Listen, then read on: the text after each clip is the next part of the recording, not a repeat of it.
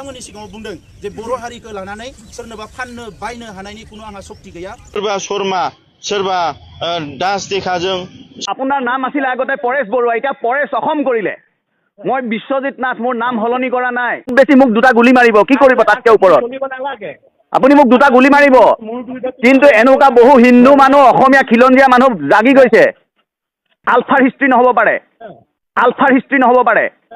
বাংলাদেশত পূজক আপুনি আৰবক পূজক আপুনি ইছলামিক কাণ্ট্ৰি পূজক আমাৰ যিটো কাম আছে আমি কৰি যাম পাই আমি আমাৰ মতে কৰি তুমি তোমাৰ লগত মই ডিবেট কৰাৰ প্ৰয়োজন নাই তেতিয়াহ'লে আপুনি ফোন কিয় কৰিছে আপুনি এদিন টক শ্ব'ত আহক অনলাইন আপোনাৰ লগত টক শ্ব' পাতক কোনোবা এটা আপোনাৰ প্ৰতিটো চেনেল আপোনালোকৰ আলফাৰ ফিটিং আছে আলফাৰ প্ৰতিটো চেনেল ফিটিং আছে আপোনালোকে টক শ্ব' পাতক প্ৰমোদ বড়োকো দেখিছোঁ নাচ গান গাইছে নাচিছে কৰবাত কংগ্ৰেছৰ দুই এজন নেতাই নাচিব চেষ্টা কৰিছে মই ভাবোঁ যে ডেমক্ৰেচিক আমি ফেষ্টিভেললৈ ৰূপান্তৰ কৰিব লাগিব হাৰিলেও যাতে গাত নালাগে নাচ গান কৰা মানুহৰ বহুত বেছি গাত নালাগে জিকিলেও ফূৰ্তি হাৰিলেও ফূৰ্তি বহুতে কয় ঠিক আছে হাৰিলোঁ তথাপিতো খানা এটা খাওঁ আগত আছিলে এতিয়া ঠিক আছে হাৰিছোঁ তথাপিতো ফূৰ্তি কৰোঁ নাচোঁ এপাক এই ডিলিমিটেশ্যনখন মই ভাবোঁ it will hold the field at least for next 20 years মানি ল'লোঁ 20 বছৰলৈ ইয়াত খিলঞ্জীয়া সুৰক্ষিত আৰু 50 বছৰলৈ কংগ্ৰেছৰ দোকান বন্ধ যদিহে ই কোৰ্স কাৰেকশ্যন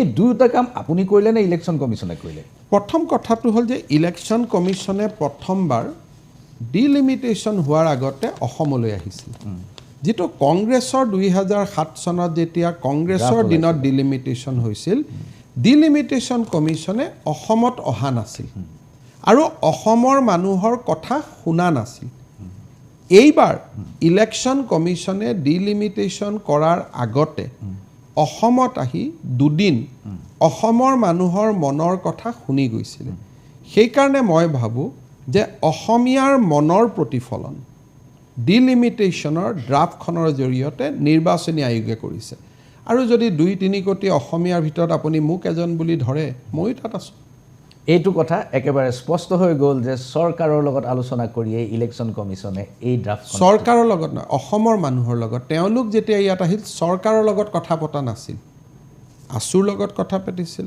এজিপিৰ লগত কথা পাতিছিল বিজেপিৰ লগত কথা পাতিছিল মোক এবাৰো কথা পতা নাই নাইডাৰ যোৱা 2 বছৰত মই কোনোবা নিৰ্বাচনী আয়োগক লগ পাইছোঁ গতিকে আপোনাক মই এইটোৱে ক'ম যে তেওঁলোক যদি অসমত নহাকৈ ডিলিমিটেশ্যন কৰিলেহেঁতেন হয়তো ৰিজাল্টটো বেলেগ হ'লহেঁতেন but a good chance prevail over them তেওঁলোকে কামটো হাতত লোৱাৰ আগতে তেওঁলোক অসমত আহিলে 2টা দিন অসমৰ দল সংগঠন সকলোৰে লগত কথা পাতিলে আৰু definitely those people are sensitive people right গতিকে ইয়াত অসমীয়া মানুহৰ বা ভাৰতীয় মূলৰ মানুহৰ মনৰ কথা প্ৰকাশ পাইছে য'ত মোৰ ৰুলটো একেবাৰে লিমিটেড যে পোষ্ট ডিলিমিটেশ্যন মই অলপ এক্টিভ হৈছোঁ যাতে অসমীয়াই আৰু এবাৰ ভুল নকৰে নামটো লৈ গাঁওখন লৈ এই যে আমাৰ মানুহে যেনেকৈ NRCখনত গ'ল খালোঁ জাষ্টিছ ৰঞ্জন গগৈ যথেষ্ট সদিচ্ছা থকাৰ পিছতো আমি শেষ সময়ত হাৰি গ'লোঁ অসম চুক্তিত গুড ইণ্টেনশ্যনত একৰ্ডখন কৰিলে কিন্তু চেল কনচিডাৰ উইল কনচিডাৰ শব্দবোৰ ধৰিব নোৱাৰাৰ কাৰণে আমি গ'ল খালোঁ গতিকে এতিয়াও যাতে তেনেকুৱা ধৰণৰ লোকৰ হেঁচাত এই ড্ৰাফটখন যাতে কিবা কাৰণত ৰখি নাযায় সেইকাৰণে পোষ্ট পাব্লিকেশ্যন অফ ড্ৰাফটহে মই এক্টিভ হৈছোঁ আৰু এজন অসমীয়া হিচাপে মই এক্টিভ হৈছোঁ অসমৰ CM হিচাপে নহয় 1987 तक 91 charter of demand 91 charter of demand को लेके मूवमेंट किया बोडो लैंग्वेज को रिकॉग्नाइज करो 8 शेड्यूल में बोडो लैंग्वेज को लाओ बोडो स्कूल्स को जो है प्रोविंशलाइज करो बोडो स्कूल बोडो मीडियम में चलने दीजिए बोडो एरिया में इंजीनियरिंग कॉलेज चाहिए रेडियो सेंटर चाहिए बोडो भाषा में टीवी सेंटर चाहिए बोडो भाषा में ऐसा बहुत सारे चीज़ें जो है बोडो सोसाइटी को बचाए रखने के लिए वो काफ़ी मतलब डिमांड था लेकिन सेपरेट स्टेट का डिमांड नहीं था वो 91 चार्टर ऑफ डिमांड था तो उसको जो है कम से कम 25 इयर्स गवर्नमेंट ने एक भी नहीं माना तब जाके 1987 में उपेंद्र नाथ ब्रह्मा जी तब आपसू का प्रेसिडेंट हो गया था ऑल बोडो स्टूडेंट यूनियन का तो उपेंद्र नाथ ब्रह्मा जी ने एक और डिमांड उसमें चार्टर ऑफ डिमांड में लेके आया वो 92 हो गया वो था सेपरेट स्टेट कि अगर असम गवर्नमेंट हम लोग के लिए कुछ भी नहीं करेगा स्कूल कॉलेज नहीं देगा, रेडियो सेंटर, टीवी सेंटर, कहीं भी हम लोग को जगह नहीं देगा, तो हम लोग खुद एक स्टेट बना लेंगे और उसमें जो है हम लोग सब कुछ बना लेंगे। तो ऐसा करके एक होमलैंड का डिमांड से सेपरेट स्टेट का मूवमेंट शुरू हुआ। तो वो 87 से जब मूवमेंट शुरू हुआ, उस मूवमेंट को क्रश करने के लिए काफ़ी वायलेंटली डील किया असम गवर्नमेंट ने। उसमें रेप हुआ, गैंग रेप, उसमें बहुत किलिंग्स हुआ। और 1987 से 1993 तक, 93 में एकॉर्ड हुआ, उससे पहले 1135 लोगों को मार दिया बोडो का असम पुलिस की कॉन्फ्लिक्ट में। और काफ़ी जो है घर जला दिया गया, बहुत सारा नुकसान हुआ बोडो का। लेकिन 1993 में एकॉर्ड हुआ बोडोलैंड ऑटोनोमस काउंसिल नाम से, और उस एकॉर्ड जो है वो स्टेट एक्ट के अंदर था, सेंट्रल के अंदर नहीं था। तो प्रॉमिस किया गया था कि विदिन 6 मंथ इसको कॉन्स्टिट्यूशनल एक दर्जा देंगे, इलेक्शन कराएंगे, सब कुछ करेंगे। लेकिन उसको जो है 3 साल तक कुछ नहीं किया। 1993 से 1996 तक 3 साल।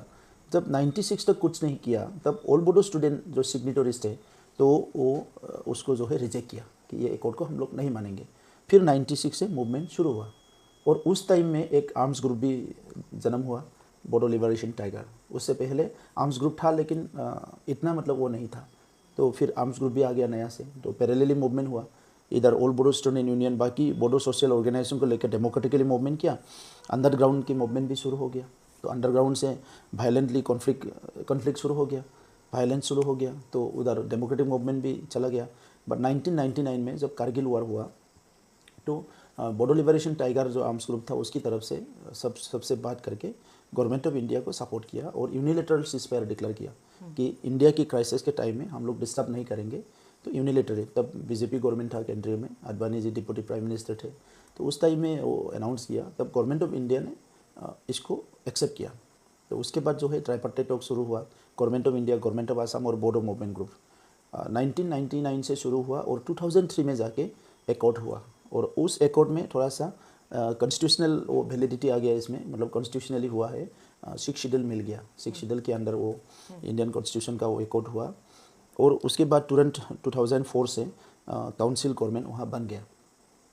तो वो 6 शेड्यूल में हो गया। लेकिन इंडिया में जो है ऑलरेडी 9 6 शेड्यूल ऑलरेडी था नोटिस में। असम में 2 6 शेड्यूल था 1952 से, नॉर्थ कासर हिल्स में एक, कार्बी आंगलोंग में एक, आपका मेघालय में 3 ऑलरेडी था, जो है गारो का, खासी का, और इसमें उसका जैंतिया का, और मिजोरम में भी ऑलरेडी था। तो ये सारा 6 schedule already India, north east India या असम में था। हम लोग का 6 शेड्यूल क्या हुआ, एमेंडेड 6 शेड्यूल हो गया। उनका जो हिल्स में है प्योर 6 शेड्यूल है, जहाँ exclusively all are reserve for tribal, उसका जॉब, एम्प्लॉयमेंट, एवरीथिंग, पॉलिटिक्स। लेकिन हम लोग का क्या हो गया, यहाँ डेमोग्राफी थोड़ा सा अलग है, इसलिए एमेंडेड 6 शेड्यूल हो गया। इसलिए नॉन ट्राइबल्स को भी यहाँ पॉलिटिकल राइट दिया गया, नॉन ट्राइबल को भी एम्प्लॉयमेंट राइट दिया गया, सब कुछ राइट जो है वो मतलब दिया गया है। तो फिर भी एक एकोमोडेटिव एक एकॉर्ड हुआ और इंटरमीडिएट एकॉर्ड हुआ। बोडो लोग ने भी माना कि काफ़ी वायलेंट हुआ, तो एकॉर्ड ठीक है वो करा लेते हैं, उसके बाद काम करते हैं। फिर 93 में एकॉर्ड हुआ, 95 से गवर्नमेंट, 94 से गवर्नमेंट शुरू हो गया। फिर 2003 से में एकॉर्ड हुआ, 2004 से गवर्नमेंट शुरू हो गया। जाते 2007 से फिर फेट्रिसाइडर किलिंग हुआ। जो रूलिंग गवर्नमेंट में था, इधर कांग्रेस गवर्नमेंट था, उस टाइम में आपस में फेट्रिसाइडर किलिंग शुरू हो गया।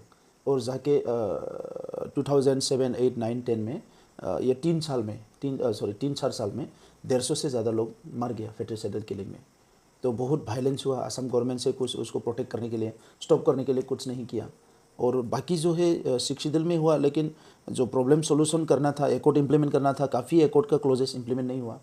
तब 2009 में फिर हम लोग ने अनाउंस किया कि एक आर्म्स फ्री करना पड़ेगा। दूसरा एक बड़ा एक हिस्सा जो है अंडरग्राउंड का NDP, national democratic front of Bodoland, वो लोग मेन स्ट्रीम में नहीं आया था।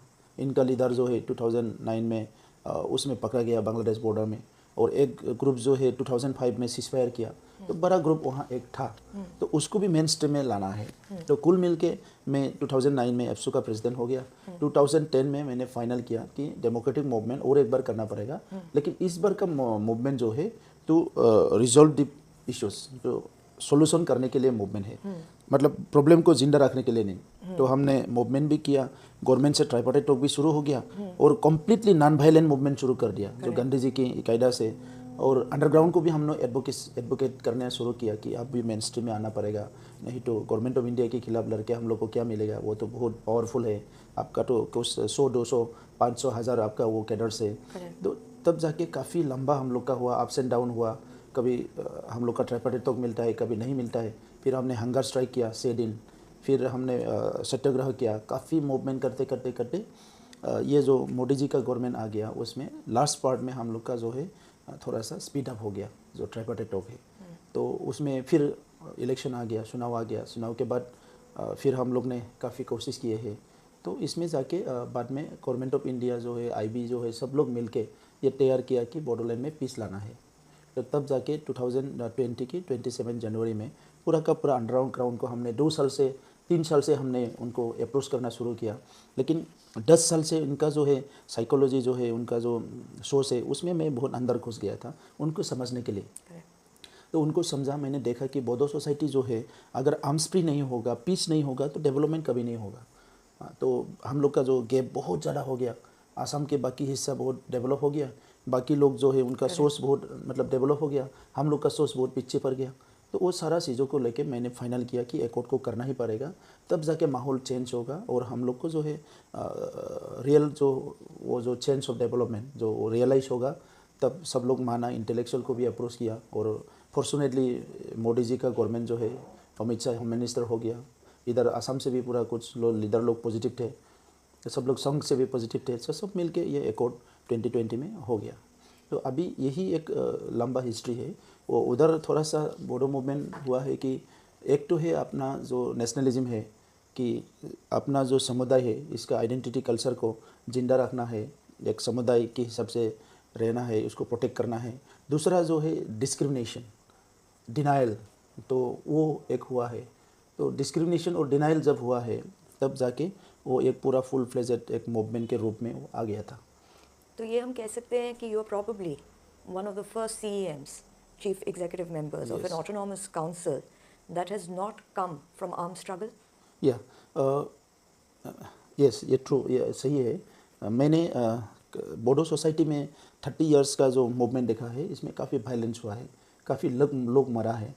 तब मैंने कुछ स्टडी किए थे कि वायलेंस जो है वो बहुत डिस्ट्रक्टिव है और उनका जो बाई प्रोडक्ट है वो बहुत अच्छा नहीं है, और वायलेंस का जो असर है वो 2 जनरेशन तक रह जाता है।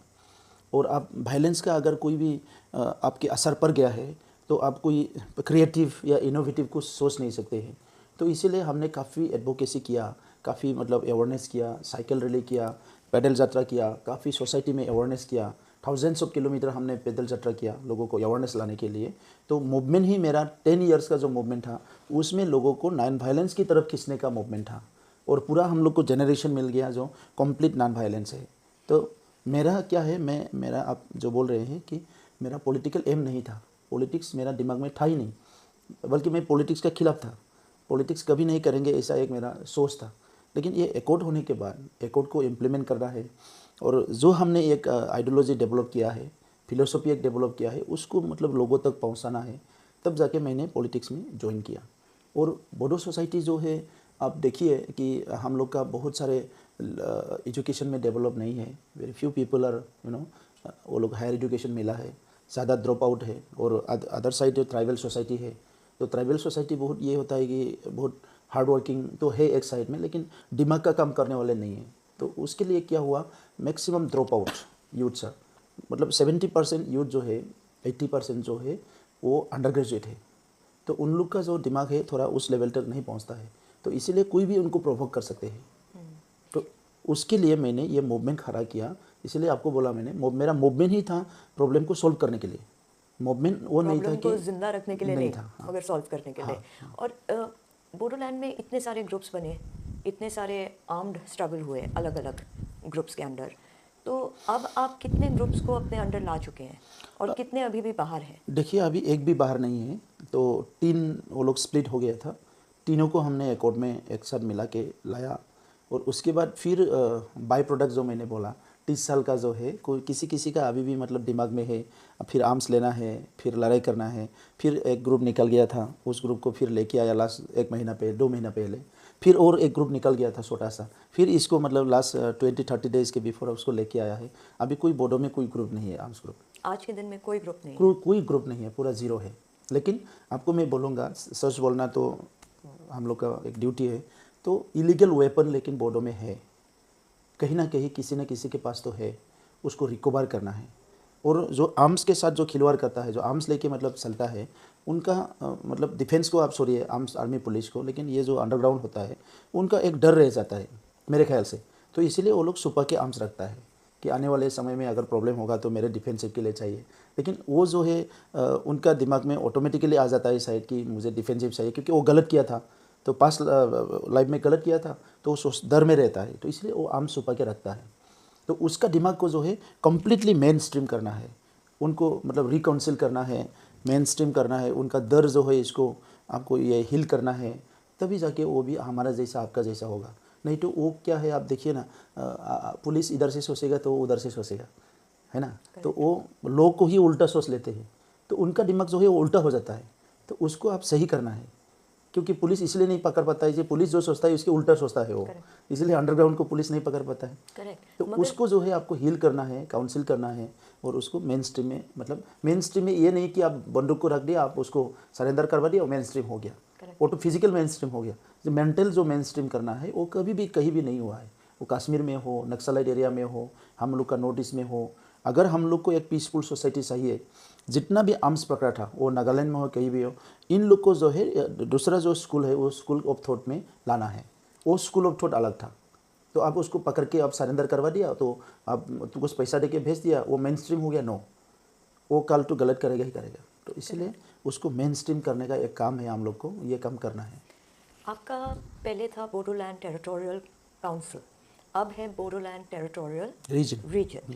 नाउ इसके अंडर कोई रिहेबिलिटेशन स्कीम्स हैं जो लौट के वापस आए हैं, कोई साइकोलॉजिकली हेल्प करने के स्कीम्स हैं, मॉनेटरीली हेल्प करने के स्कीम्स हैं, या उनको एम्प्लॉयमेंट देने के स्कीम्स हैं to bring them back into the mainstream? इसमें 3 बातें हैं। एक है आपका रिहेबिलिटेशन पैकेज से उन लोगों को 4 लाख सबको मिलेगा। 4,300 को ऑलरेडी लिस्ट किया गया है और कुछ लोगों को दिया भी गया है, और असम गवर्नमेंट ने ऑलरेडी 150 करोड़ फिर से सेंक्शन करके दिया है बाकी लोगों को देने के लिए। ये है रिहेबिलिटेशन पैकेज। दूसरा है आपका एम्प्लॉयमेंट, जो डिफेंस में जो है जाना चाहते हैं, किसका उम्र है, उनके लिए अभी प्री रिक्रूटमेंट हम लोग जो है कैंप कर रहे हैं, और उनको पैरामिलिटर्स में जो है और आर्मी में भी इवन अपॉइंटमेंट देने का बात है। तो उसके लिए स्पेशल एक रैली होगा, उसका तैयारी चल रहा है, और मैं चाहूँगा कि वो जल्दी से जल्दी हो। ये दूसरा है। तीसरा है, जो गवर्नमेंट जॉब में भी नहीं जा सकता है, कुछ और नहीं कर सकता है, तो उसको एंटरप्रेनर करना है।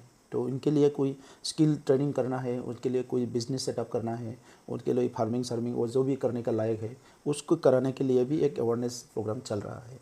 और तीसरा है मार्टियर्स, जो कॉन्फ्लिक्ट में मर गया है, उनको भी 5 लाख देने का स्कीम है। ये अभी चल रहा है। तो काफ़ी कॉम्प्रिहेंसिव प्लान है। हाँ, कॉम्प्रिहेंसिव प्लान है। इसमें कोई मतलब बाहर रहेगा नहीं, सब लोग आ जाएगा, और उनके साथ साथ बाकी जो यूथ्स है वो भी इसका फ़ायदा ले सकते हैं। करेक्ट। जब बोडोलैंड टेरिटोरियल काउंसिल था तब उसमें क्या अलग था और इसमें क्या ऐड हुआ है जब रीजन बना है? देखिए, बीटीसी में बोडोलैंड टेरिटोरियल काउंसिल अकॉर्ड में जो रह गया है तो उसको यहाँ एड्रेस किया गया है। तो वो 6 शेड्यूल था। 6 शेड्यूल जो है एक काउंसिल होता है, वो स्टेट विद इन स्टेट जैसा होता है। तो लेकिन इसमें क्या है, बहुत सारे खामियां रहता है। काउंसिल पंचायती राज जैसा है, मतलब वो रेप्लिका जैसा है, लेकिन पंचायत में क्या होता है, आर्टिकल 280 के तहत गवर्नमेंट ऑफ इंडिया से डायरेक्ट पैसा आता है, लेकिन काउंसिल जो है वो आर्टिकल 280 के अंडर नहीं आता है। इसीलिए गवर्नमेंट ऑफ इंडिया से डायरेक्ट कोई पैकेज नहीं आता है। तो स्टेट गवर्नमेंट अगर उसको दे दिया तो मिलेगा, दे नहीं दिया तो नहीं मिलेगा। तो वो स्टेट गवर्नमेंट के मार्सी में रहना पड़ेगा, और अगर उनके पार्टी अलग अलग हो गया तो उनको बहुत मुश्किल हो जाएगा। तो इसीलिए इस एकॉर्ड में एक क्लोज है जहाँ बोला गया है कि आर्टिकल 280 को काउंसिल के लिए भी इम्प्लीमेंट कीजिए, ताकि गवर्नमेंट ऑफ इंडिया से डायरेक्ट फंडिंग मिल सकता है, कोई स्कीम मिल सकते हैं, और तो fill up the gap and also जो है डेवलपमेंट करना है, इंफ्रास्ट्रक्चर भी जो भी हो उसको कर सकते हैं। सेकेंड जो है डिप्टी कमिश्नर्स, हम लोग का जो एक स्टेट में डिप्टी कमिश्नर एक डिस्ट्रिक्ट का वो मतलब इंस्टीट्यूशनल हेड होता है। वो एडमिनिस्ट्रेशन को देखता है, गवर्नेंस को देखता है, कुछ भी प्रॉब्लम होने से देखता है, लॉ एंड ऑर्डर को देखता है, सब कुछ वो डीएम या डीसी देखता है। हम लोग का या डिप्टी कमिश्नर बोलते हैं, उधर डिस्ट्रिक्ट मजिस्ट्रेट बोलता है, लेकिन वो काउंसिल से बाहर है।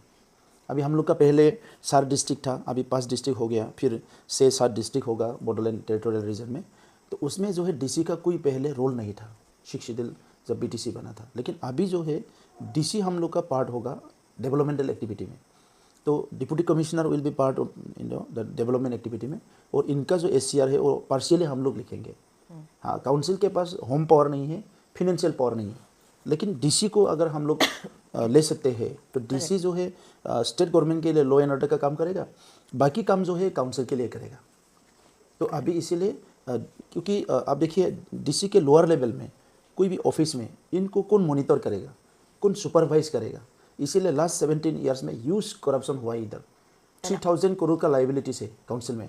आपने बहुत स्ट्रांगली बोला है करप्शन के अगेंस्ट। यस। सो जब आपने ये चीज़ें बोली हैं, आपके मन में कुछ हुआ होगा कि रिफॉर्म ऐसे लाएंगे काउंसिल के अंदर, वो क्या रिफॉर्म्स आप लाना चाहते हैं अगेंस्ट करप्शन? या that's the point I am telling you कि अभी डीसी आ गया है, तो डीसी जो है डिस्ट्रिक्ट में जो भी ऑफिस होगा वो ऑफिस को नीचे लेवल तक देखेगा, एक एक स्कीम को, कि ये फ्लैगशिप स्कीम है, ये सेंट्रल स्कीम है, स्टेट स्कीम है, काउंसिल स्कीम है, ये यहाँ नहीं हो रहा है, हो रहा है। अभी आपको मैं एक एग्जांपल दे रहा हूँ।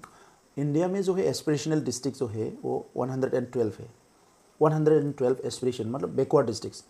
इनमें से असम में 2 जो है वो 3 है, 3 में से 2 हम लोग का काउंसिल में है। मतलब इसका मतलब है हम लोग पूरा नीचे है, पूरा ह्यूज गैप है डेवलपमेंट में। और एजुकेशन में अगर देखिए 112 बैकवर्ड डिस्ट्रिक्ट्स में, एस्पिरेशनल डिस्ट्रिक्ट में हम लोग जहाँ बैठे हैं बक्सा डिस्ट्रिक्ट में वो 111 में है, मतलब लोएस्ट सेकेंड। और इंडिया के 100 पूरेस्ट विलेज में बक्सा जिला में एक है हम लोग का, पूरेस्ट विलेज में। तो ये 17 ईयर्स जो गवर्नमेंट था पहले का, उसमें कोई प्लानिंग नहीं था, कोई इसमें सिस्टम नहीं था, कोई पॉलिसी नहीं था। तो इसके लिए जो है ये ह्यूज गैप हो गया है। तो डीसी आने के बाद जो है वो डिस्ट्रिक्ट लेवल पे, वो नीचे लेवल तक वो मॉनिटर करेगा, सुपरवाइज करेगा। और काउंसिल लेवल में करप्शन को चेक करने के लिए अभी हम लोग जो है ई गवर्नेंस शुरू कर रहा है, बहुत कुछ सारे चीज़ें हैं जो ऑनलाइन करने जा रहा है। और पहले 17 साल का जो फाइल है जहाँ 3000 करोड़ का लाइबिलिटीज है, जो मैक्सिमम मतलब जो है 2 नंबरी है, फेक है, वो सारा चीज़ें को हम लोग नीटकॉन करके एक फाइनेंशियल ये इसको फार्म को देके उसको हम लोग ये जो फाइल से इसको रीवेरीफाई करा रहे हैं। तो कोई कौन सही है कौन गलत है। और बहुत सारे जो स्कीम्स पहले का था वो फुल्ली इम्प्लीमेंट नहीं हुआ है। तो इसीलिए जो है अभी ऑफिस में कोई पंक्चुअलिटी नहीं था, कौन ऑफिसर आता है कौन ऑफिसर जाता है उसका कोई खबर ही नहीं रखता था पहले का गवर्नमेंट। तो ऑफिस कोई सिस्टम ही नहीं था यहाँ। Even 25% of the files, office file जो है वो हम लोग का ऑफिस में नहीं है, वो लोग लेके गया है। अब जैसे कि एक कॉन्ट्रैक्ट किया आपने, एक सप्लाई ऑर्डर लिया है 30 करोड़ का, वो फाइल आप लेके गया है खुद। फिर अभी मैं आने के बाद वो फाइल लेके आ रहा है, इवन बाहर का भी आ रहा है। तो वो बोलता है मेरे पास एक फाइल है, मैं आ रहा हूँ आपके मिलने। मैं आ जाऊँ, क्या है ये देखे तो 30 करोड़ 2017 में मैंने सप्लाई दिया था, मॉस्किटो नेट वगैरह वगैरह कंबल संबल दिया था, वो मैं बिल नहीं मिला। तो बिल नहीं मिला तो फाइल कहाँ है? फाइल वो घर में लेके गया। इवन यूपी में भी फाइल लेके गया था। तो ऐसा मतलब गवर्नमेंट चल रहा था यहाँ। तो उसको अभी हम लोग ठीक करा रहे हैं, सिस्टम में ला रहे हैं। लास्ट 8-9 महीना मुझे बहुत स्ट्रगल करना पड़ा ये सिस्टम को ठीक करने के लिए। एक बार अगर सिस्टम ठीक से चले तो बहुत कुछ हो सकता है।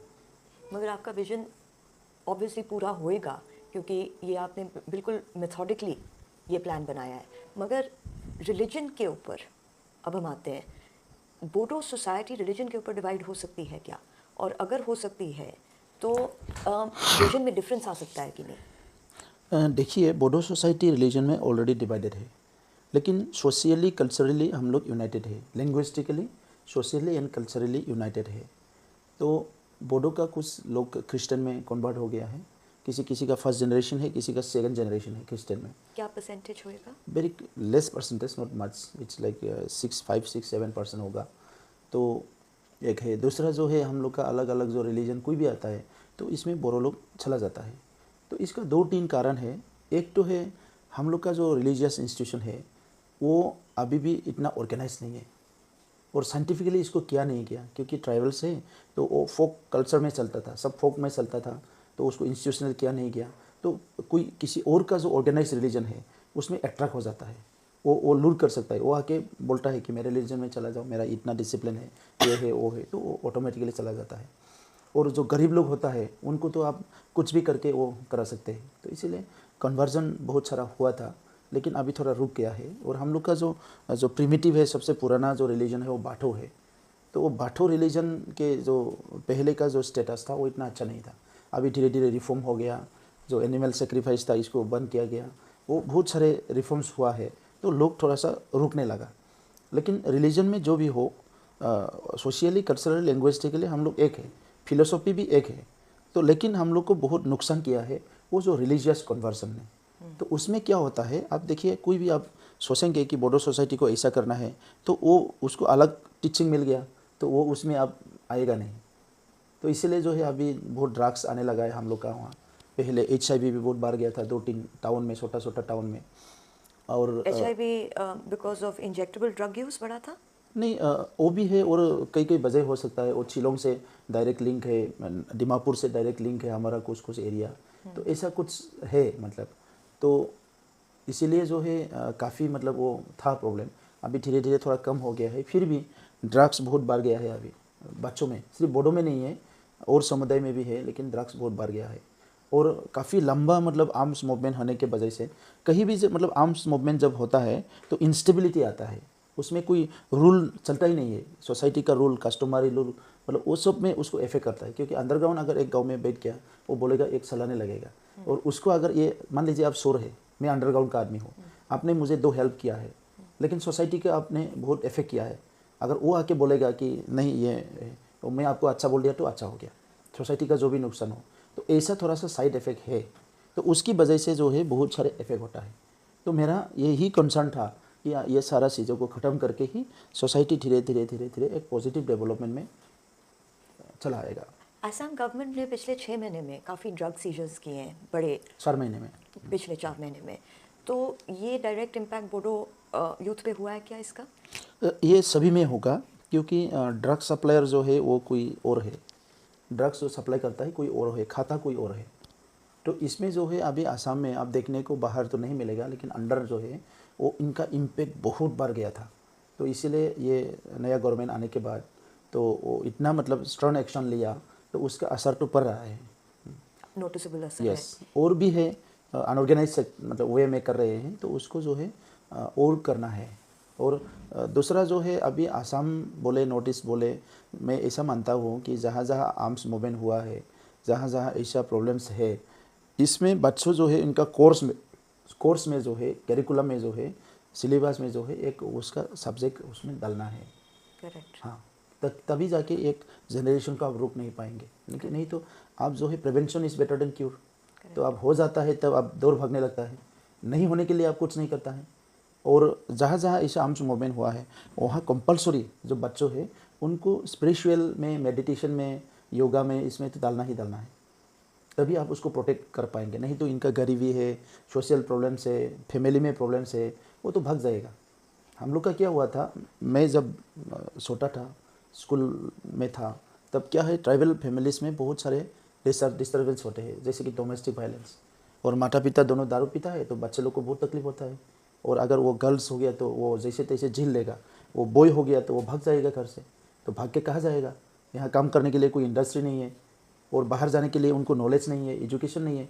तो एक ही रास्ता है, तो अंडरग्राउंड ज्वाइन कर लो। Correct, correct. Land encroachment Bodoland में हुआ है क्या? काफ़ी है, लैंड इंक्रोचमेंट काफ़ी है, पूरा असम में भी है और बोडोलैंड में भी काफ़ी है। और ये मैंने काफ़ी सुना है, आर्टिकल्स इसके ऊपर लिखे गए हैं मियाँ लैंड के बारे में, कि ये ऐसा मांग एक उठ रहा है, ये क्या सच है?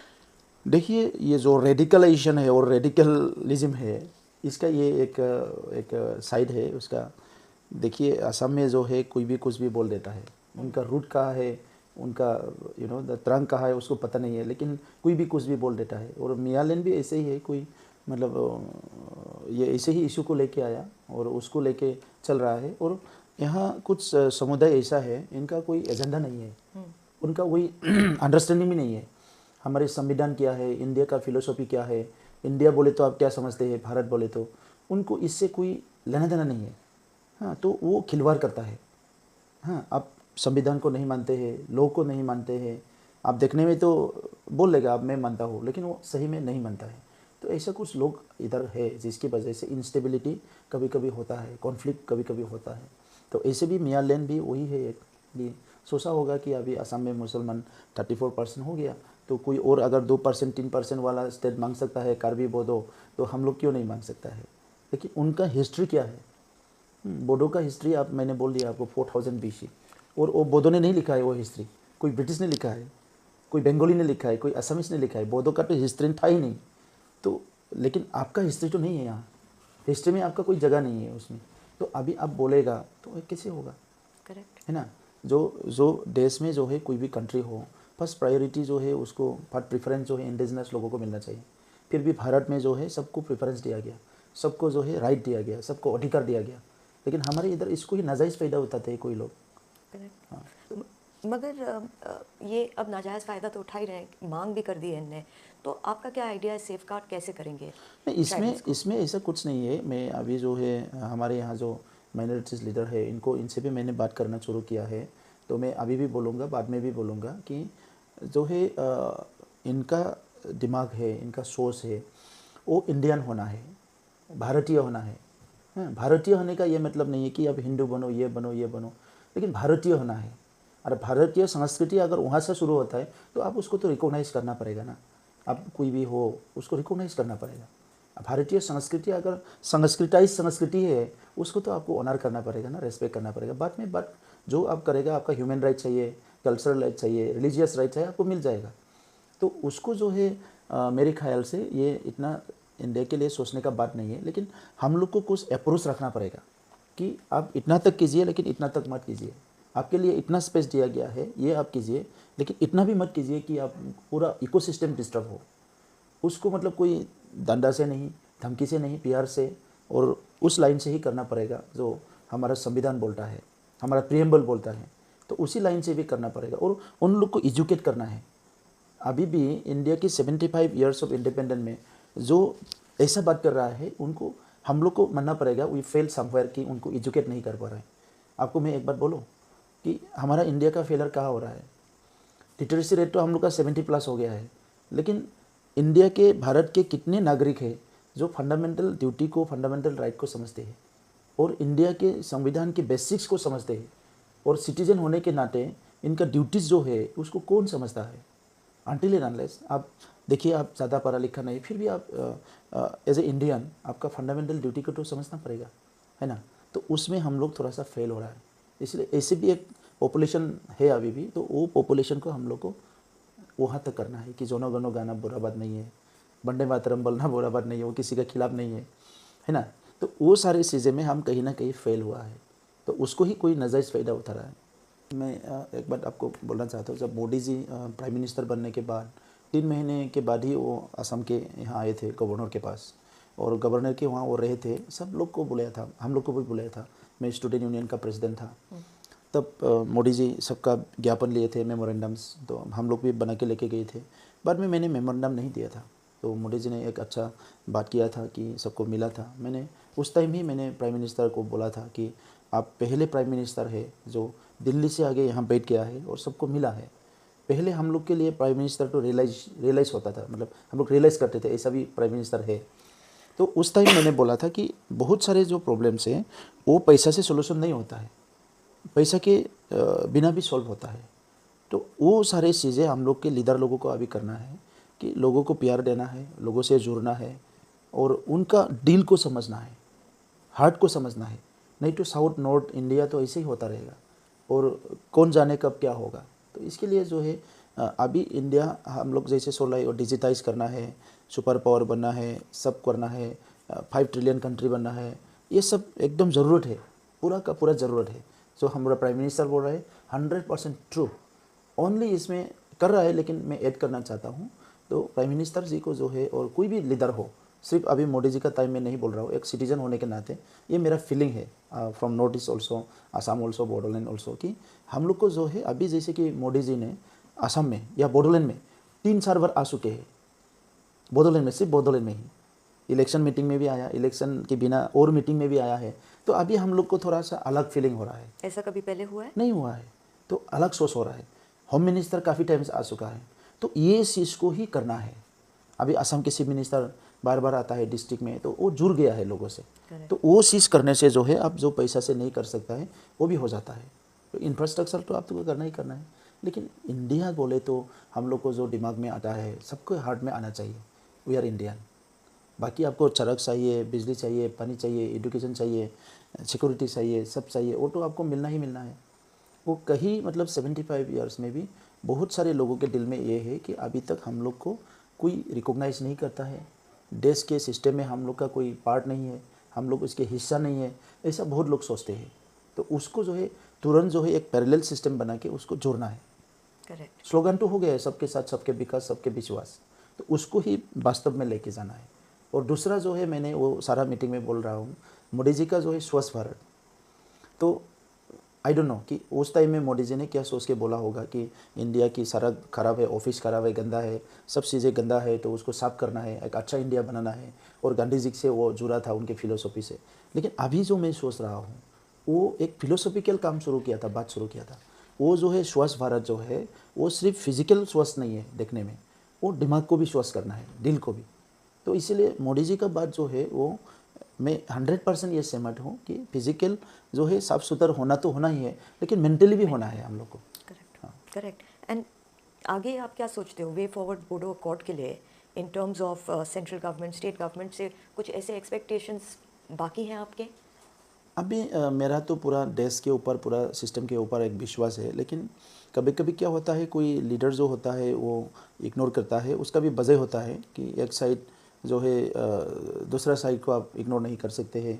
और यहाँ बहुत कॉन्फ्लिक्ट ऑफ इंटरेस्ट है, जो कॉन्फ्लिक्ट बहुत ज़्यादा है, तो उसको थोड़ा सा टाइम लगता है इम्प्लीमेंट करने में। लेकिन मेरा अभी रियलाइजेशन है, और मैं बोलना भी चाहता हूँ, जो काम हम लोग करते हैं उसको एकदम टाइम बाउंड करना चाहिए।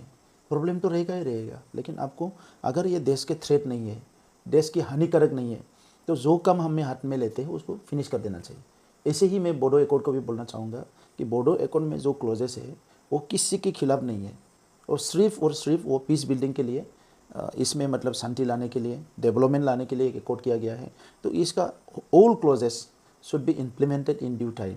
और लास्ट टाइम 1 महीना पहले होम मिनिस्टर गुवाहाटी में आए थे, तो होम मिनिस्टर ने बोला था विद इन 2024 कोई भी एकॉर्ड का क्लोज बासे का नहीं, मतलब हो जाएगा इम्प्लीमेंटेशन। तो मैं वही मतलब उम्मीद रखता हूँ। और मैं पॉलिटिक्स में आना एक कारण ये भी है, अगर बोडो एकॉर्ड को इम्प्लीमेंट करना है, इसलिए मैंने पॉलिटिक्स में आया, नहीं तो मैं पॉलिटिक्स में नहीं आता, क्योंकि पॉलिटिक्स में तो लोग मतलब ज़रूरत से ज़्यादा ही हो गया है। आपकी पार्टी है UPPL, हाँ। उसके बारे में कुछ बताइए, लास्ट क्वेश्चन। एंड ये बताइए अगर एस्पिरेशंस आपके बोडोलैंड से आगे जाने के हैं UPPL को लेके?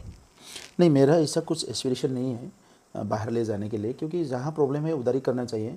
और ये 4-5 डिस्ट्रिक्ट जो है बहुत प्रॉब्लम है इसमें, तो इसमें ही बहुत काम करना है हम लोगों को। बाहर जाने का तो बात का बात है, लेकिन क्या हुआ है कुछ अप्रोच आए हैं, मणिपुर से आया है अप्रोच, तो वहाँ UPPL वो लोग शुरू करना चाहते हैं हम लोग का पार्टी को, अरुणाचल में करना चाहते हैं। इवन इस आने वाले मणिपुर इलेक्शन में 10-12 कैंडिडेट भी खड़ा होना चाहता है हमारे नाम से, UPPL के नाम से। तो अभी तक हम लोग को जो है नेशनल हम लोग का एग्जीक्यूटिव में फाइनल नहीं किया, उसके बाद ही सोचेंगे। लेकिन आज के बाद में अगर आज के तारीख में अगर पूछे, मेरा दिमाग में ऐसा कुछ नहीं है कि मैं इसको एक्सपांड करूँ, क्योंकि प्रॉब्लम जहाँ है तभी हम लोग काम करने के लिए आया। पार्टी विस्तार करना वो अलग बात है, लेकिन पार्टी को जहाँ है उधर ही एक क्वालिटी टाइम देना, क्वालिटी काम करना, वो बहुत ज़्यादा मैं ज़रूरत समझता हूँ। Correct. Well, thank you very much Pramod ji, आपने ग्रुपफोरखौ जयै जोंनि गोसोखौ गुवार खालामनानै जोङो बेवहाय सुक्ति खालामनो थांगासिनो दङ। बेयो जाबाय गुबै खोथाया जाहैबाय जे जोंनि गेजेराव शान्ति गायसननाय। मुलुगनि मानसिफ्रा जोंखौ बायदिसिना मुं होनानै गाज्रि जि खोथाफोर बुङोमोन बियो दिनैनिफ्राय जोबसिगोन। गाबोननिफ्राय जोङो मोनसे गोदान बर' समाज जोङो दानो थांगासिनो दङ। दा बिनि थाखायनो बे सुक्तिया जोंनि थाखाय जोबोद गोनां मोनसे सुक्ति। बिनि उनाव जोंनि हेंथा हेंसिफ्रा जोबनांगौ आरो जोङो मोनसे गोजोन थासारि लाबोनांगौ। दा दिनै जुदि बुङोब्ला जे जोंनि दावहाया दाबो जोबाखै। मैयायो 26 जानुवारि खुंनायाव BTC नि सिबा बुंदों जे एबसुआ सारेन्डार खालामबाय। एबसुआ खुनु दिन सारेन्डार खालामा।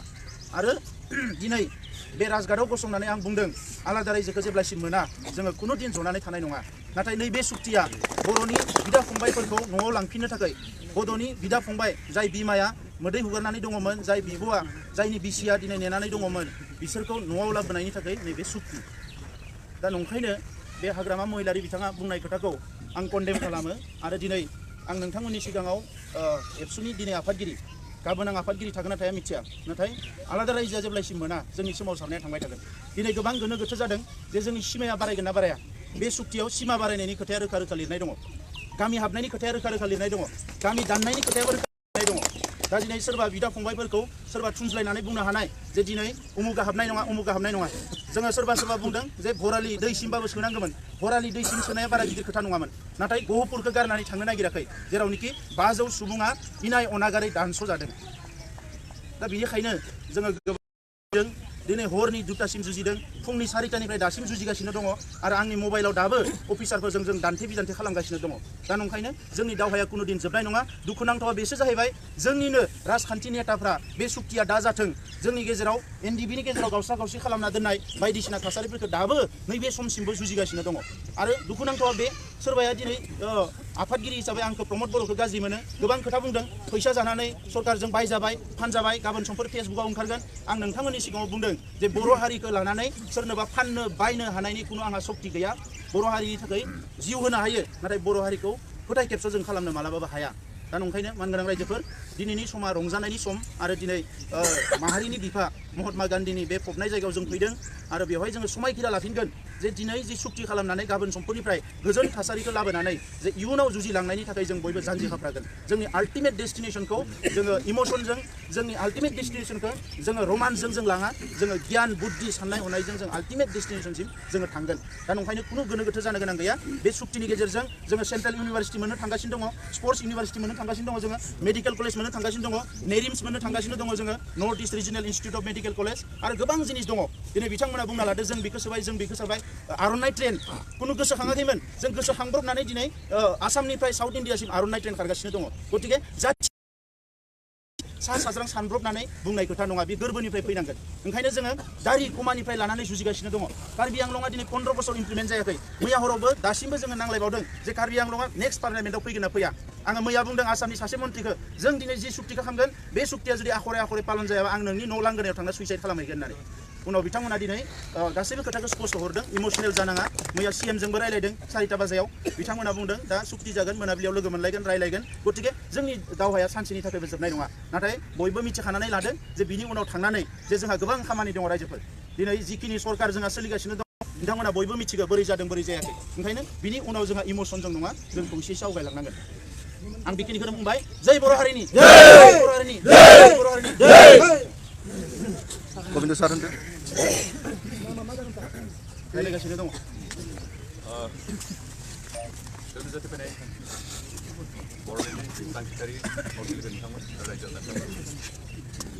दिनै बर' हारिनि मोनसे गोजोनथाव आरो मोनसे जारिमिनारि मानोना जों थांनाय गोबां बोसोर जातिनि हाफोरनि मोन्थाय राजखान्थियारि मोन्थाय गावनि राव हारिखौ फोथांना लाखिनाय मोनसे डिस्टिंक्ट आइडेन्टिटि मोननो थाखाय सोमावसारदोंमोन बे सोमावसारनाया दिनैनिफ्राय जोबथ'सिगोन आं जोबथ'सिगोन होनदों जिहेतु दिनै जे सुक्ति खालामनो ओंखारदों बेयो जिहेतु जों लुबैनाय माखौ मोनजोबनो हायाखै आं बेखौ मोनजोबथारगोन होनना बुंनांगोन बेनिखायनो जोंनि आथिखालनि जे सोमावसारनाय बेयो दसेनि थाखाय साननै सानथामनि थाखाय जोबथ'सिगोन बेनिखायनो जोंहा दिनै सुक्तिनि गेजेरजों जिथु मोन्थाय मोनगोन बेखौ इमप्लिमेन्ट खालामनायनि बाथ्रा दं दा सुक्ति खालामनाय गोरलै बे सुक्ति खालामनाय जिखिनि मोन्थाय मोनगोन बेखौ इमप्लिमेन्ट खालामनायासो गोब्राब बाथ्रा दा बेखौ इमप्लिमेन्ट खालामनो थाखाय जों गासैबो बर' रायजो राजा बर'नि गोरों गोरा बर'नि मेलेमजिबिफोर बर'नि गासै गौथुमफोर ज' जानानै बेखौ मावफुंनो नाजानांगोन आरो दिनै सिमाखौ लानानै जोंनि एरिया गोलैला जोंनि गामिफ्रा हाबलिया होननानै गोबां हाल्ला जादों जों बिथांमोनखौ स्पेसियेलि आनडिभाइडेड सिटि सनितपुर बेखिनि एरियानि रायजोफोरखौ बेखौनो खावलायनो सानदों जे जों सरकारजों दासिमबो सावरायबाय थादों सरकार बेखौ आसाम गभर्नमेन्टनिफ्राय मोनसे एसुरेन्स होदों जे गहपुरहालागै बे जानाय खातां दिनै जों एग्रिमेन्टआव गहपुरहालागै जागोन होननानै स्पष्ट लिरनाय गैयाबाबो मोनसे कमिसन दागोन आरो बे कमिसना बे जों जिखिनि डिमान्ड खालामनाय बे एरियाखौ भिजिट खालामगोन आरो बे भिजिट खालामनाय समाव जोंनि जिखिनि ओनसोलखौ जों दासान्दि क्लेम खालामदों जोंनि रायजोआव हाबनांगौ होननानै बैखिनि ओनसोलनि रायजो राजाफोरा मेम'रेन्डाम होनांगोन दाबि दैखांनांगोन जिहेतु भिजिटिं खालामनानै जि कमिसन बिथांमोननि सिगाङाव आरो जोंनि मेम'रेन्डाम ओरैबायदि माबायाव दा एग्रिमेन्ट बेयाव स्पष्ट लिरनाय दंखायो जे बै कमिसना मुभमेन्टखौ बा अरिजिनेलि जिखिनि ओनसोलखौ क्लेम खालामदों बेखिनिखौ भिजिट खालामनानै मोनसे रिपर्ट दाखिल खालामगोन आरो बे उइदिन 6 मान्थ आरो बे कमिसनाव जेरै एनडिबि एबसुनिफ्राय सोद्रोमा थागोन असम सरकारनिफ्राय थागोन सेन्ट्रेल गभर्नमेन्टनिफ्राय थागोन आरो बेवहाय बेनिखायनो जोंनि जिहेतु मुभमेन्ट ग्रुपनिफ्राय मेम्बार एरिया हाबनांगौ बे एरियाफोरखौ जों सोनांगौ बेवहाय जोंनि बुंनाया बांसिन मागोन रज'गोन बेनिखायनो बे सिमाखौ क्लियार खालामाखै हारिखौ होननानै गोनो गोथो जानायनि बाथ्रा गैया जों रायजो राजा ओंखाम खालामदों दैदेनगिरि खावलायदों जे धैर्य सहकारे बेखौ लामा नायनांगोन आरो जों फोथायनांगोन जिहेतु जों जि एसुरेन्सखौ सरकारखौ मोनदों बेयो जास्ट मुवा एसुरेन्स नङा बे प्रेक्टिकेल एसुरेन्स सिनसियारलि जों एसुरेन्स होदों बेनिखायनो जों गासैबो गोजोन लायो आं लास्टआव बेखौ खावलायदों जे जोंहा जिहेतु स्ट्रागोल जोबाखै मुभमेन्टआ जों सोलिबाय थादों जिखौ लुगैदों आलादा रायजो बेखौ मोनागौमानि जों जिरायनानै थानाय बाथ्रा गैया दिनै जों बेखौ दसे सानैसो बे जिखिनि बेबस्था मोनगोन बेखौ जों बिनि गेजेरजों जातिखौ रांखान्थि बिथिङाव राजखान्थि बिथिङाव सोलोंथाइ बिथिङाव आरो गुबुन गुबुन बिथिङाव जों दावगाहोनायनि गेजेरजों जोंनि मुभमेन्टखौ जों पलिटिकेल लांबाय थानि आरो बेखौ जों साफ्रोमबो प्रस्टुत जाना थानि बेखौ खावलायनानै नोंथांमोन गासैखौबो साबायखर बावबाय गोजोन्थों जों आर'ज गाबसिगोन बिनि सिगाङावनो बिथां रुजि ब्रह्मखौ फंनैसो गुसुं बुंनो थाखाय खावलायबाय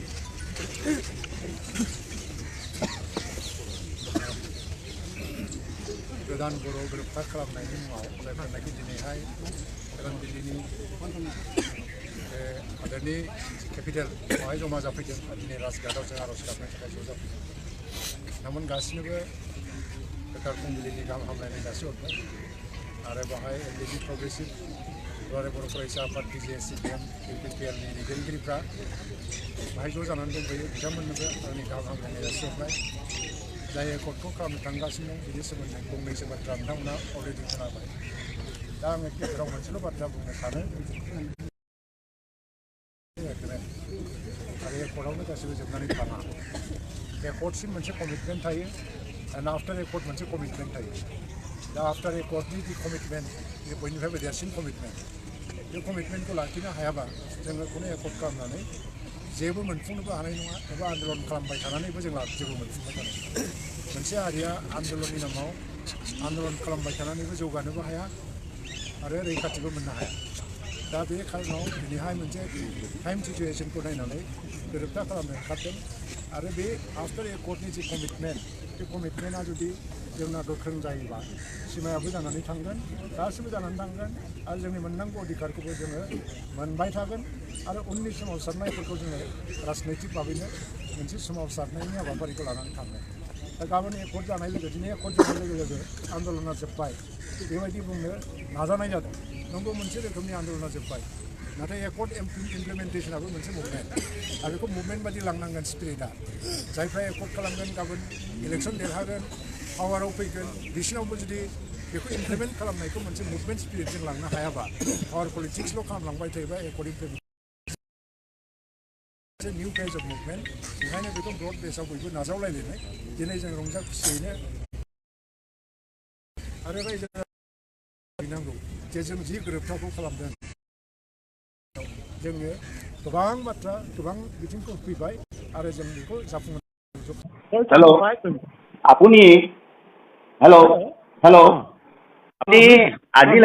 আপুনি আজিলৈকে দীৰ্ঘকাল অসমৰ বাহিৰত থাকিলে অসমৰ কল্যাণৰ কাৰণে কাম কৰা বুলি কয় হয়নে তাৰ পাছতো অসমত মিয়া মুছলমানৰ আগ্ৰাসনৰ বিৰুদ্ধে আপুনি কেতিয়াবা এটা শব্দ কৈছেনে আপুনিতো কেতিয়াও কোৱা নাই অসমত মিয়া মুছলমানৰ আগ্ৰাসনৰ বিৰুদ্ধে এটা শব্দ তুমি তোমাৰ জন্ম কেতিয়া হৈছিলে তোমাৰ জন্ম বোধহয় খুবটো 40 বছৰ আগত হৈছে হয় নে বাৰু 40 বছৰ আগত আমি কি কৰিছিলো মই বিশেষকৈ কি কৰিছিলো শুনক মহাশয় অসমক ভাল পোৱাৰ পেটেণ্ট কেৱল আপুনিয়ে লৈ থোৱা নাই অসমক আমি সকলোৱে ভাল পাওঁ ময়ো অসমীয়া কিন্তু আপোনালোকে আজি দীৰ্ঘকাল ধৰি অসমৰ ওপৰত মিয়া মুছলমানৰ যোনটো আগ্ৰাসন হৈছে আপোনালোকে কেতিয়াবা এটা শব্দ কৈছেনে আপুনি দীৰ্ঘকাল বাংলাদেশত অসমৰ জাতীয় সংগ্ৰামৰ কাৰণে থকা বুলি কয় কেতিয়াবা এটা মাত মাতিছেনে অসমৰ মিয়া মুছলমানে অসমৰ 9 লাখ বিঘা ভূমি দখল কৰি পেলালে আপোনালোকে কেতিয়াবা এটা শব্দ কৈছেনে কেতিয়াওতো কোৱা নাই দখল কৰিবলৈ কোনে দিছে এই যে পলিটিক্সিয়ানে দিছে আমি দিছিলো নি দখল কৰিবলৈ তেতিয়াহ'লে আপোনালোকে এটা শব্দও কিয় কোৱা নাই আপুনি কেতিয়াও এটা শব্দও কিয় কোৱা নাই তেওঁলোকৰ বিৰুদ্ধে আমিতো কেতিয়াও শুনা নাই সদায় আপোনালোকে অনা অসমীয়া বিহাৰী হিন্দী ভাষীৰ বিৰুদ্ধে মাত মাতে কেতিয়াবা মিয়া মুছলমানৰ বিৰুদ্ধে আগ্ৰাসনৰ বিৰুদ্ধে মাত মাতিছেনে কেতিয়াওতো মাত নামাতাই তুমি তেতিয়াহ'লে ঘূৰ হেৰি মানে বিজেপি এই যে মিয়া মুছলমান কোনে আনিলে কোনে আনিলে? ইণ্ডিয়া আনিলে। ভাৰতীয় ৰাজনীতি তোমাৰ বয়সত বহুত তুমি শুনা, তোমাৰ পৰা চুটলিপি ল'বলৈ নাই। আৰু আপোনাৰ পৰাও আপুনি পৰেশ বৰুৱা হ'লেও মই আপোনাৰ পৰা চুটলিপিত নচলো। আপুনি খুব বেছি মোক 2টা গুলি মাৰিব, কি কৰিব তাতকে ওপৰত? আপুনি মোক 2টা গুলি মাৰিব, কিন্তু এনেকুৱা বহু হিন্দু মানুহ, অসমীয়া খিলঞ্জীয়া মানুহ জাগি গৈছে। জাগক, তুমি জাগি তুমি স্বাধীনতা কৰা, তাৰপিছতে ইণ্ডিয়ানৰ মানে আপুনি যোনটো আজিলৈকে স্বাধীন অসমৰ কথা কয়, আপুনি স্বাধীন অসমৰ মানচিত্ৰ দিব পাৰিলে? মেপ এখন দিব পাৰিলে? কোনখন স্বাধীন অসম হ'ব? আপোনালোকে সদায় বৰ অসমৰ কথা কয়। কোনখন বৰ অসম হ'ব? বৰ অসমৰ লগত আজি মণিপুৰী থাকিব, মিজো থাকিব, নাগা থাকিব। ক'ত থাকিব? আপোনালোকে আজিলৈকে এখন মেপ দিব নোৱাৰিলে। আপোনালোকে সদায় কৈ আছে ইয়াণ্ডাবু সন্ধিৰ যোগেদি অসম ভাৰতৰ অংগ হৈছিল। অসম মহাভাৰতৰ দিনৰ পৰা ভাৰতৰ অংগ। তুমি হিষ্ট্ৰীটো আমাক দিব নালাগে, সত্যটো দিয়া। কোনখন মহাভাৰত এইটো কাল্পনিক? কি কাল্পনিক হে? Mahabharat and Ramayan is not mythology, it is our proud history. ইয়াৰ proud history, that is not our history. আপোনাৰ হিষ্ট্ৰী নহ'ব পাৰে, আপোনালোকৰ আলফাৰ হিষ্ট্ৰী নহ'ব পাৰে। Because it is indigenous proud history অসমৰ। আপুনি শংকৰ মাধৱক জানে নে নাই? জানো, more than you. শংকৰদেৱ গুৰুজনাই কি লিখি থৈ গৈছিল? ধন্য ধন্য ভাৰত বৰিষ, ধন্য ধন্য কলিকাল নৰতনু ভান। ভাৰতৰ গুণানুকীৰ্তন কৰি থৈ গৈছে। তুমি ভাৰতৰ গুণানুকীৰ্তন কৰিছে কিহৰ কাৰণে? তীৰ্থ ভ্ৰমণ কৰিবলৈ গৈছে। তুমি ডুবাই গৈ ডুবাইৰ পৰা ঘূৰি আহিলে, তাত টোকা লিখিলে, তুমি ডুবাইকো ধন্য ধন্য। গুৰুজনাই তেওঁৰ লিখনিত ক'ৰবাত ডুবাই গুণানুকীৰ্তন কৰিছে নেকি? আৰবৰ গুণানুকীৰ্তন কৰিছে নেকি? আৰবত তুমি যদি এতিয়া যোৱা, তেতিয়া আৰবটো আছিলে জানো? তেতিয়া আৰব নাছিলে, আৰবেই নাছিলে। তুমি জানা, আপোনালোকে এটা ভ্ৰমৰ মাজত আজি 40-50 বছৰ ধৰি অসমীয়া জাতিটোক ৰাখি থৈছে। পৰেশ বৰুৱা ডাঙৰীয়া, আজি 40-50 বছৰ ধৰি অসমীয়া জাতিটোক ৰাখি থৈছে এটা তথাকথিত স্বাধীনতাৰ নামত। আজিলৈকে মেপ এখন দিব নোৱাৰিলে কোনখন স্বাধীন অসম কৰিব? তোমাৰ চ' যিটো ৰিলিজনত তুমি বিশ্বাস কৰিছা, সেইটো আমি চ' ৰিলিজন নহয়। শুনক, সনাতন হিন্দু ধৰ্ম এই ভাৰতৰ সভ্যতা হয়, এই ভাৰত ভূমিৰ সভ্যতা হয়। এইটো সভ্যতা। আপোনালোকে আজিলৈকে মিয়াৰ বিৰুদ্ধে এটা শব্দ নকলেহে।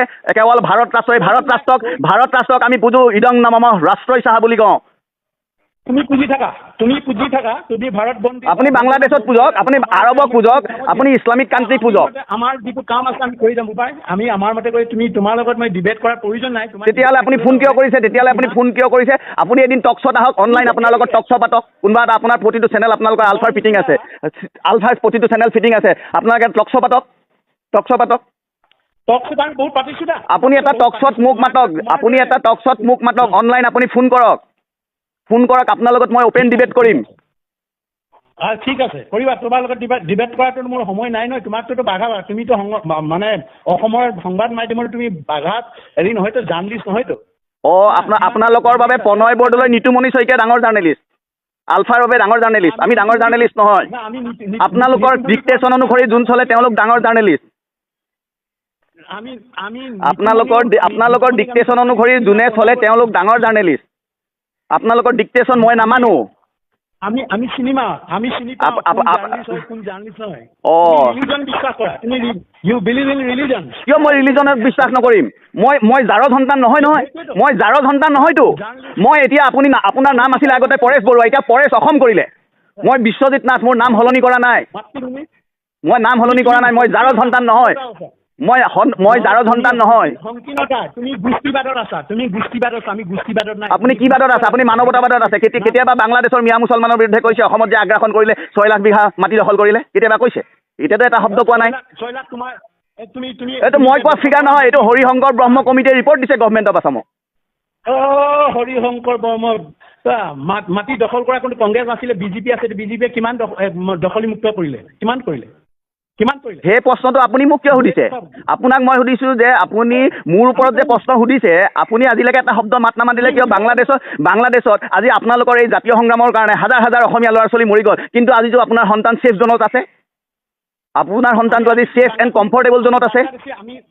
শুনা, তুমি মানে মোৰ সন্তান তুমি বাংলাদেশৰ আছে বুলি কেনেকৈ জানা? ক'ত তুমি পাইছা? শুনক, মনোজ গোস্বামী আজি কিছুদিন আগতে লিখিছে যে আপোনাৰ জ্যেষ্ঠ সাংবাদিক মনোজ গোস্বামী, আপোনাৰ সন্তান ব্ৰিটেইনত আছে। আপুনি তেতিয়া কিয় প্ৰতিবাদ নাই কৰা যে মোৰ সন্তান কোনো ব্ৰিটেইনত নাই, ইউকেত নাই? আপুনিতো প্ৰতিবাদ কৰা নাই কোৱা। মনোজ গোস্বামী ফেচবুকত আপডেট দিছে, জ্যেষ্ঠ সাংবাদিক। জনাই জানিলে নহ'ব নহয়। আপোনাৰ বিষয়ে কি কয়? আপুনি হাবিত থাকে, হাবিত কাহে ওলাই নাহে। আপোনালোকে এইটো আৰু ফটোৱাবিলাকে কোৱাটো মোক নালাগে। শুনক এইটো ফটোৱা- আপুনি মোতকে জ্যেষ্ঠ। আজি আপুনি 50 বছৰৰ প্ৰায় অসমৰ বাহিৰত থাকিলে, অসমক স্বাধীন কৰাৰ সপোন দেখিলে, কিন্তু আপুনি তাৰ বিনিময়ত অসমীয়া জাতিটোৱে কি পালে? হয় নেকি? মই 50 বছৰ তোমাক কোনে ক'লে মই 50 বছৰ অসমৰ বাহিৰত আছিলো বুলি? অসমৰ আন্দোলনত কোন আছিলে তুমি শুনাচোন। আপোনাৰ অসমীয়া জাতিটোলৈ আপোনাৰ অৱদান কি কওকচোন? অৱদান মই হৈছো আছুৰ যিখন চুক্তি হৈছে তাৰ প্ৰথম কাণ্ডাৰী মই। শুনক, আছু যদি আপুনি প্ৰথম চুক্তি হৈছে, আছুৱে কিয় 1951 মানি ল'লে, আপুনি কিয় নামানিলে? মাত নামাতিলে কিয়? নহয়, সেইটোৱে আমিতো প্ৰথম মাতিলো। তুমি চোৱাচোন, আমি যদি গোটেই ভাৰতবৰ্ষত চিটিজেনশ্বিপ ডিমাৰ্কেশ্যন ইয়াৰ 1951, অসমত 1971 কৰিলে। মোৰ কথাটো শুনা তুমি, প্ৰথম শুনিলোৱা, তেতিয়াহে ক'বা তুমি। তাৰ পিছতে এনেই নক'বা তুমি। মোৰ যিমান বয়স, মই 70 ওপৰ হৈছে। মোৰ বয়স তুমি তেতিয়া জন্মই হোৱা নাছিলা জানা। আপোনাৰ বয়সৰ জ্যেষ্ঠতাক মই সন্মান কৰোঁ। তুমি শুনা, প্ৰথমে মোৰ কথাকেইটা শুনি লোৱা। তুমি হয়তো আজি ধৰ্মৰ লৈ কিবা কৈ তুমি হয়তো কিবা কিবি বহুত কিছু নাজানা। আজি সুধানাগা আন্দোলনত আমি জেললৈ গৈছো। তুমি গৈছিলা? তোমাৰ জন্ম হৈছিলে? নাই, মই জেললৈ যোৱা নাই। ভূমিকা লৈছিলো। ভিগু যদি জীয়াসকলে ভিগুৱে ক'লেছিল প্ৰফুল্ল মন্ত্ৰৰ ওচৰলৈ যোৱা, একেটাৰ হোষ্টেলতে মোক দিছিলে। এতিয়াও আছে, বহুত নেতা এতিয়াও আছে। ইহঁতি ক'ব আমাৰ কাৰণেই আজি আছু জীয়াই আছিলে। আছু আমাৰ কাৰণে জীয়াই আছিল। আজি বিদেশী কৰি আছা। বিদেশীক ৰোধ কৰিবলৈতো আমি সংগ্ৰাম কৰিছিলো, অগ্ৰণী ভূমিকা লৈছিলো। আছু পলাই পত্তন দিছিলে। সেইকাৰণেতো মই আপোনালোকে ইমান দীৰ্ঘকাল সংগ্ৰাম কৰাৰ পাছত বিদেশী সমস্যাটো সমাধান কৰিব পাৰিলে? সমাধানো আমাক নিদিলে। সিহঁতি ৰাজনীতিৰ লালসাত, আজি ৰাজনীতিৰ লালসাত ইহঁতে মিনিষ্টাৰ হ'বলৈ বিচাৰিলে, নিজৰ সম্পত্তি বঢ়াবলৈ বিচাৰিলে, নিজে নাম কমাবলৈ বিচাৰিলে। সেইটো কাৰণেতো অসমৰ মানুহক প্ৰতাৰণা কৰিলে। ঠিক আছে, সেইবিলাক তুমি জানিব লাগিব। সুধানাগাৰ কাৰ কাৰণে পায়? আজি সুধানাগাৰ কেইবাটাৰ হ'ল, কাৰ কাৰণে? আমি আন্দোলনটো আমি জেল খাইছো। ভাষা আন্দোলন, মাধ্যম আন্দোলন আমিও যে মাৰ খাইছো। কৰিছিলা তোমালোকে তেনেকুৱাবিলাক আহি যে যিটো ভাষাত কথা পাতিছা, সেই ভাষাটোৰ কাৰণে আমি জেললৈ যাব লগা হৈছে। যিবিলাক আজি সা সুবিধা পাইছে তাৰ কাৰণে আমি জেললৈ গৈছো। আজি বিদেশী কৈ আছে, যি ইছ্যুটো উলিয়াইছে সেই ইছ্যুটোৰ কাৰণে আমি চব বাদ দিলো। চাকৰি অইলৰ পৰা বাদ দিলো, ONGCৰ পৰা বাদ দিলো, ৰেলৱেৰ পৰা বাদ দিটো সংগ্ৰাম কৰিছো। তোমালোকে কি ত্যাগ কৰিলা কোৱাচোন? আমি যে 3টা বস্তুত ONGC, অইল ইণ্ডিয়া আৰু ৰেলত 3টা চাকৰি আপোনালোকে ত্যাগ কৰাৰ নামত আজি অসমখনৰ অসমৰ যে হাজাৰ হাজাৰ ল'ৰা ছোৱালী ভৱিষ্যত অন্ধকাৰ হৈ গ'ল, হাজাৰ হাজাৰ সম্ভাৱনাময় যুৱক যুৱতী যে মৰি গ'ল আপোনালোকৰ তথাকথিত আলফাৰ সংগ্ৰামৰ নামত মৰি যে গ'ল। সেই ল'ৰা ছোৱালীখিনিক সেই ল'ৰা ছোৱালী মাক দেউতাকৰ অভিশাপ আপোনালোকৰ গাত নালাগিবনে? তোমালোকৰ 800 যে মৰিলে, 800 মানুহে যে মৰি আকৌ সেই দলটোৰ লগত তোমাৰ আজি বিজেপি কেলে মিতিয়ালি কৰিছে? 800 ছাত্ৰ সন্থাৰ যিটো দৰিদ্ৰ AGP হৈছে তাৰ লগত কিয় মিতিয়ালি কৰিছে? তাক প্ৰথমে গালি পোৱা না। আন্দোলন কৰিবলৈ হ'লে বিদেশী আমি অসম চুক্তিক বিৰোধিতা কৰিছো। আমি অসম চুক্তি বিৰোধিতা কৰিছো। 1971 আমি বিৰোধিতা কৰিছো। সেইটো তুমি শুনা, তেতিয়াহ'লে বিৰোধিতা কৰিছা। তুমি আকৌ বিদেশী শব্দটো কেলে উলিয়াইছা? বিৰোধিতা কৰিছা, বিৰোধিতা কৰিলে তুমি বিদেশী কথা উলিয়াব নালাগে। কিয় বিদেশী কথা নুলিয়াম?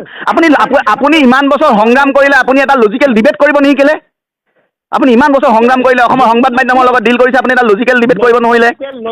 লজিকেল কোনোবাই কৈছে নেকি? আহিছে নেকি? ভিত্তিত আহিব লাগিব, লজিকেল ভিত্তিত আহিব লাগিব।